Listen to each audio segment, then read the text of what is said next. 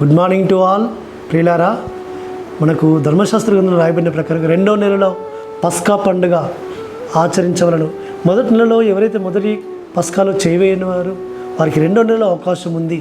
కాబట్టి ఈరోజు సాయంత్రము మనం 2వ పస్కా ఆచరించబోతున్నాం. ఎవరైతే మొదటి నెలలో ఇక మొదటి పస్కాకి రాలేకపోయారో 2వ నెలలో ఇప్పుడు రావడానికి, దినం సాయంత్రం రావడానికి మీరు సిద్ధపడి రండి.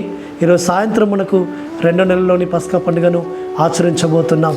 ప్రియులారా, పరమతండ్రి యొక్క అనుదిన కృపల లేఖన భాగం మనం చూసుకుంటుంటే ఆదికాండం 41వ అధ్యాయము 38వ వచనంలో ఆ పరిశుద్ధాత్మ తండ్రి ఫరో ద్వారా అనగా అన్యులైనప్పటికీ వారిలో పరమతండ్రి ఒక్కొక్కసారి తన ఆత్మ నుంచి వారి ద్వారా పలికిస్తాడు. ఆ ఫరో పలుకుతున్న మాట చూడండి, యోసేపు గురించి పలుకుతున్న మాట, ఇతని వలె ఎలోహిం ఆత్మగల మనుషుని కనుగొనగలమా అని నేను. ఇతని వలె ఎలోహిం ఆత్మగల మనుషుని కనుగొనగలమా? యోసేపు యొక్క ఆ జ్ఞానానికి ముగ్ధుడై ఫరో అంటూ వస్తుంటున్నాడు తన సేవకులందరినీ పిలిచి, ఇతని వలె యోసేపు వలె ఎలోహిం జ్ఞానం కలిగిన, ఎలోహిం ఆత్మను కలిగిన మనుషుడు ఎవరైనా మన యొక్క రాజ్యంలో ఉన్నారా? కాబట్టి రాబోయే 7 సంవత్సరాలకు కరువు విషయంలో ఆ పరమతండ్రి చేత దర్శనాన్ని పొందుకున్నవాడే, ఆ పరమతండ్రి యొక్క దర్శనాన్ని అనగా ఫరోకు వచ్చిన దర్శనాన్ని యోసేపు వివరించి దానికి సొల్యూషన్ కూడా.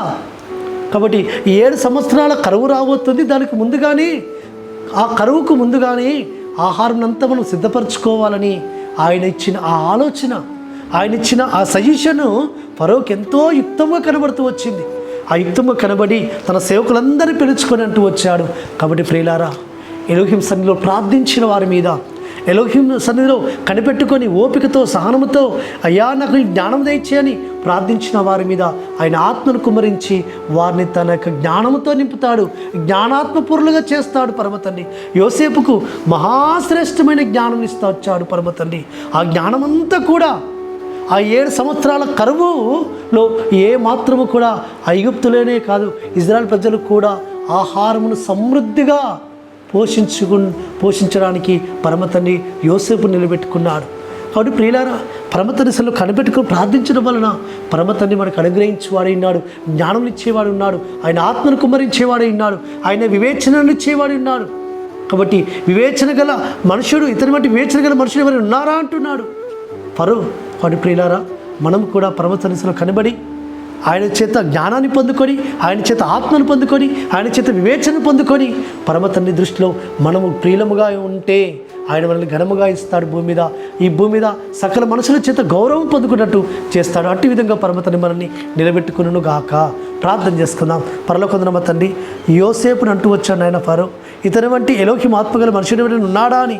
అవును తండ్రి, మేము కూడా యోసేపు వలె నీ సన్నిధిలో కాలుబెట్టుకొని ప్రార్థించినప్పుడు అయ్యా ప్రార్థనలో మీరు అయ్యా మాకు తండ్రి నీ ఆత్మను కుమ్మరిస్తారు. మీ ఆత్మను పొందుకుంటే జ్ఞానం కలుగుతుంది, వివేచన కలుగుతుంది. ఆయన అట్టి జ్ఞానాత్మను కలిగిన వారమే, వివేచనాత్మను కలిగిన వారమే మేము ఈ లోకంలో జీవించడానికి సహాయం చేయమని ప్రార్థిస్తూ మీకే ఘనత మహిమ ప్రభావం చెల్లిస్తూ యేసుక్రీస్తు నామమున స్తుతించి ప్రార్థించి వేడుకుంటున్నాము తండ్రి.